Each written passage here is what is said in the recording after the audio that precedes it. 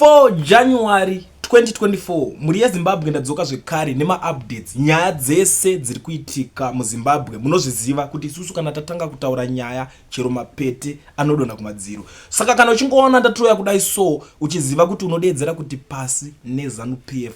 Tanga nekulike this video right now kuitira kuti Zanu PF yacho iboikani and 2025 uyu rinotori rimwe gore rakatosiyana nemamwe makore because zvinhu zviri kuitika kati ngati mashiripiti kana kuti mashura I don't know kuti mungati kudii. Saka regedzai titangire panapa. Pane nyaya ndiri kutanga kusangana nayo iri kubuda paDaily News pari kunzi CCC MPs to visit Mnangagwa farm. Ndo nyaya yekutanga yandati nditange kuchuza yandamungomuka ndichisangana nayo hama dzadiwa vanhu veCCC ma MP aya andaigara ndichitaura panapa. Vamwe vakatomboda kutadza kundinzwisisa kuti uri kumboti chiko iwe ko wairi kuzotaura vana vamwe vafunga kuti pamwe ndaingoatakawo vanhu but konga kusiri kudaro. Now zvakubuda pachena zvakunzi varume ava vakuda kunoatenda kufamu raPresident Mnangagwa.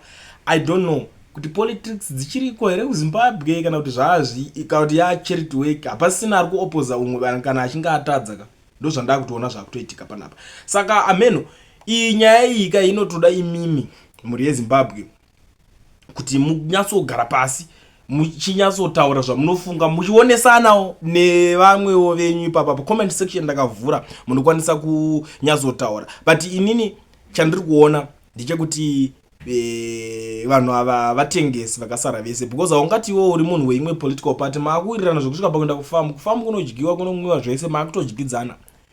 I don't think kuti zviri boo zvinhu zvakadaro. Anyway, tiri kubva ipapo tiri kuona imwe pari kunzi Tshabangu gives Ncube headache.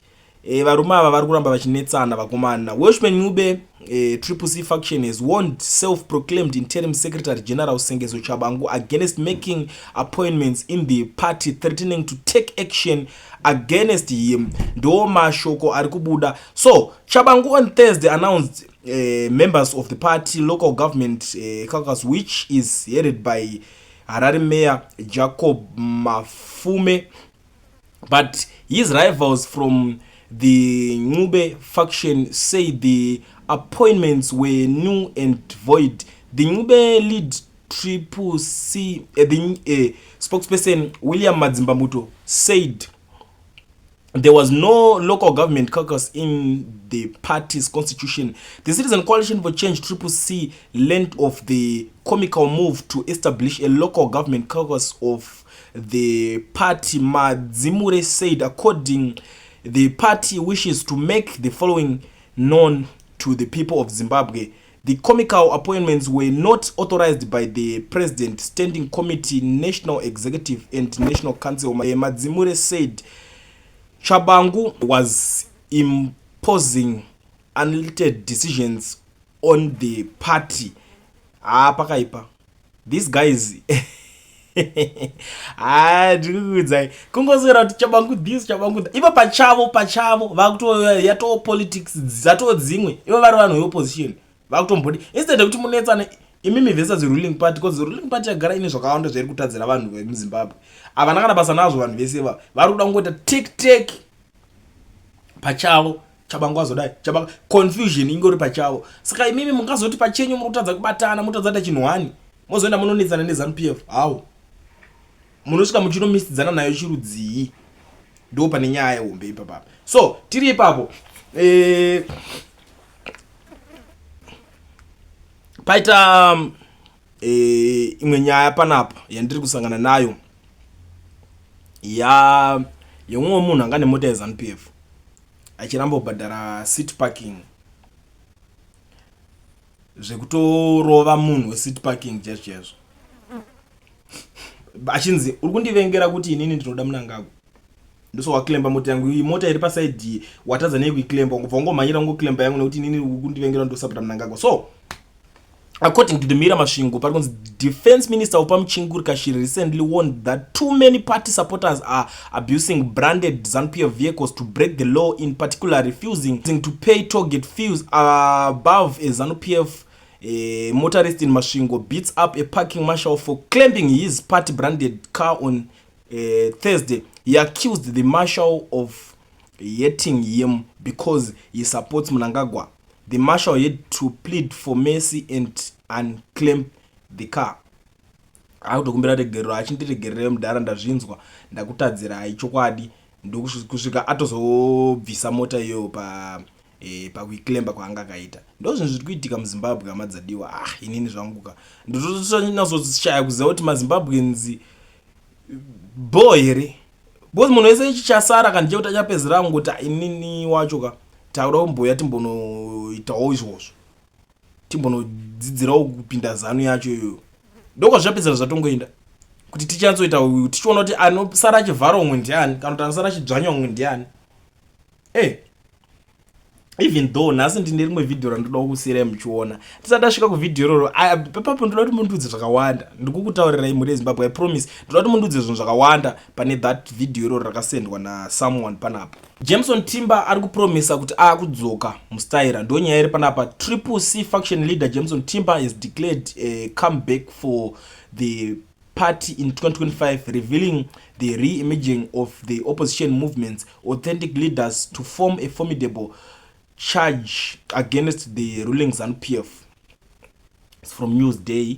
Ndo imwe nyaya iri panapa, but sekutaura kwandaita sekupromisa kwandazviita ndati ndine vhidhiyo randoda kukuratidzai kuti muone. Ndisati ndakuratidzai that video, zvakakosha kuti mungoziva muri eZimbabwe mese mimi kuti zvoni kana muchinge mune something to say munokwanisa kusendawo instead kaklip kako or audio. Chinhu chandisingade nyase kuteerera panapa, vamwe vanoti maaudios edu hatisi kumanzwa panapa. Kana uchirekodha audio yako pafoni pako paWhatsApp handiti make sure kuti hapasi kurira radio paside. Tinodawo zvinhu zvakaita kakurongeka, please, very very important. Other thing, haikona kuti wobva wandiforwardira audio yawanzwa somewhere hatikwanise futi kunge tinge tichininga. Tiri kuda audio. Kana iwewe une something to say unongosenda audio panhamba dzinobuda pascreen papo, ndo basa radzo nhamba idzodzo. So ndisati ndakuratidzai this video randoda kuratidzai, pane something changondiitira interesting chiri kuenderana nethe video riri kuda kuzonobuda. Ndangosangana ndichitaurwa on X with this young lady ari kuti there are 4 classes in Zanu PF. 1, vene who captured the state and are in control of the state resources and state apparatus. They decided who lives or dies. They decided who makes business or not. Ndo varidzi vayo ivavo mazita avo munoaziya kana mazozvifunga muchazotaura, but ndo vacho vane mari vanenge vachinzi vene vanenge vachifadzwa vacho ivavo. Number 2, tenderpreneurs. These are runners who captured vene via bootlicking. They run things. All tenders are shared among this small group. They pay a certain percentage to vene to appease them and energize the bottomless fountain that keeps giving them. They spend like mad. They show off. They are arrogant.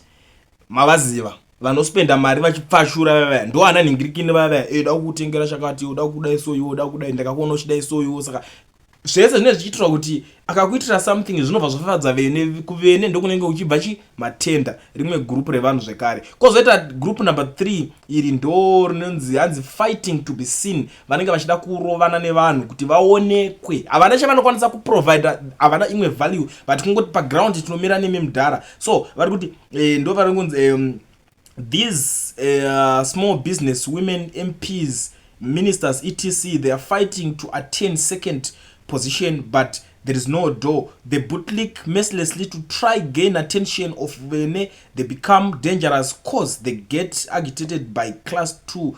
Akachibata kuti these can even kill to try to please vene. They are the ones who are aware of where the likes of Zamara are.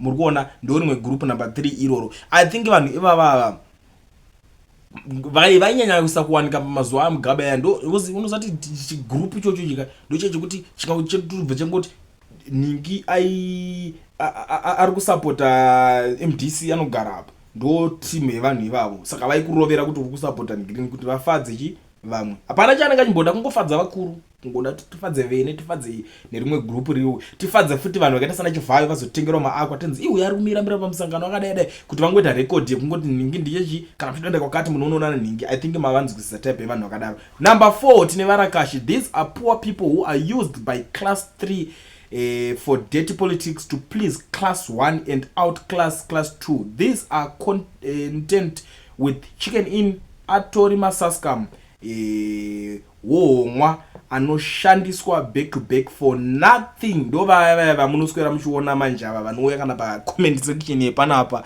vachindi shauta. Kuna mwana wachitaura zvinyadzika panapa munoziziva kuti ukatsvaka mu comment section imo munotoona kuti uyu munhu pfungwa dzaari kushandisa ndo dzaanoshandisa kumba kwake kutaura nevana vake kana ari parent here, ndo pfungwa dzaanoshandisa kana kubasa chako kana ari employed here munhu. Those people havana kana chekuti vanganhingina ende anenge achitoshandisa kana wifi yepa panga pabasa pake or somewhere amen kuti angoya chete angotry kungoti da kushauta da kudai so vanoswerera izvozvo zvanenge achitaura zvacho hazvina kana direction. Uchinyazonoti iwe shamari chinhu chatiri kutaura panapa pari kutaura zvekunzi kuchipatara kuna mushonga, unongotaura izvozvo anotodze akatozvitsamwira zvine basa rei zvinyowani here zvekuti mupatara kuna mushonga. Iye azokangana kuti pachazotanga kuda kuona kuti kuwanika kwemushonga muzvipatara kwakakosha inenge yato too late because hama dzake pamwe ndope dzinenge dzakuchipfuro nekuzvipatara ikoko. That group iroro riri very dangerous. Saka da kuti musare muchiona this video ndinoziva kuti mune zvakawanda zvamuchataura pamusoro pevanhu ivavo. A lot of people were saying iwe unosarudza unoselecta vanhu why vamwe vanhu vasingakwanise kuuyawo vachitaurawo pfungwa dzavo maaudios. Nhasi ndatoya neimwe mbeu gadzirirai kunzwa this video riri panapa. Unokwanisa kusendawo rako panhamba dzandinenge ndakaisa pascreen ipapa. Uyo mfana anonzi Crooksman ungasiye zvaari kuita. Fokasa neupenyu hwako, usafokase neupenyu hwamwe vanhu. Usaite godo kune vaitirwa zvakanaka. Maybe zvaizokwanisa kuzosvikawo nekwauri but nekuda kweundururani unyanya uri mubrain dzako hazvife zvasvika. Zera rako iri iwewo zviti ndiri mutriple ndiri muchindri ndimi moda kuchinja nyika. Vana takaberekwa mhaye manje zvinhu zvitakasvika zviriko imimi ndimo zokwanisa kuzvichinja. Wochitanga kuudzira vanhu vane mari kuti mungadai maite izvi mungadai maite izvi mungadai maite izvi. Iwewe zera rako iwe bhasikoro chairo hauna, hembe dzekupfeka dzako dziri kutokunetsa, utano hwako chaiwo chaiwo uri kutoradzika kuti uri kutambudzika kana kuti uri kurwarawo nezvimwe zvirwere hazvo. Ndiwe uchitanga kuudzira munhu ane unozambanaka ai Mwari dai anga akurapa munjere dzako. Ziva divi rekusapota. Triple C chicha yakamboitawo chimwe chete chakaonekwa mune rino pasi. Akomana handizive kutoti munodei. Kwamuri kuurayiwa muchirohweswa muchiitwa zvisingaitwe ndo kwamuri kumhanya isinovhotera ipapo paZanu PF. Nometa kana kudii kana kudii ini ndiri Zanu PF kunyangwe zvikadii kunyangwe zvikadii. Mfana wenini andipa hasha kutaura chokwadi. Video rako iri ndariteerera rese nchinyatsonzwa rubbish dzauri kutaura. But handidi kukunyepera. Kuri kunzi zvandiri kuronga zvikaitika. Wafana mese wemasocial media mese ndikukuisai mukati ndikukuudzai chokwadi. Muri kuenda under arrest ende makore tichakutemera imomo haenderane nemhosva dzamuri kuita. Uine tuma 30 years kuti tikukupa 200 years in jail. Ndamanyanya kushoropodza hurumende yedu takangonyarara. Muchituka mutungamiriri musafunge kusagona kusapindura mota haazvikwanisi. Akada kuti muswere mese mavharo anozviita but munhu mukuru anoshandisa njere dzake. Vese vamuri kushtuka vese vamuri kuita sei vese vamuri kuita sei muchapedzerana neinini. Muchapedzerana neni ende tichakunhongai one by one. Netuma social media twenye tuzhinji turi kuvhara. Namatai zvandiri kuronga zvisabudirire. Zvikangobudirira muchanyatsoona kutoti zveshuwa mukuru wenyika anorespektwa. Vane mari dzavo vanorespektwa. Vabereki vahombe vose vakakubereka nevakabereka vamwewo vanorespektwa. Wafana watch out. Watch out, watch out, watch out. Beware. Mind I promise you kunewe wose achasvika mukushaudha mutungamiriri wenyika oro achashaudha Zanu PF. Ndibatisise zvandiri kutaura. Uchagara upenyu hweunapwa nguva yakareba uri mukati mejeri. 2025 kana usina respect zviri nani uziva hako pekuvhotera wakanyarara. Yenyu yekuswero wawata motanga kutuka president nekuudzira vawikine uchivhaiwa nemari dzavo kuzvikuita. Watch out guys.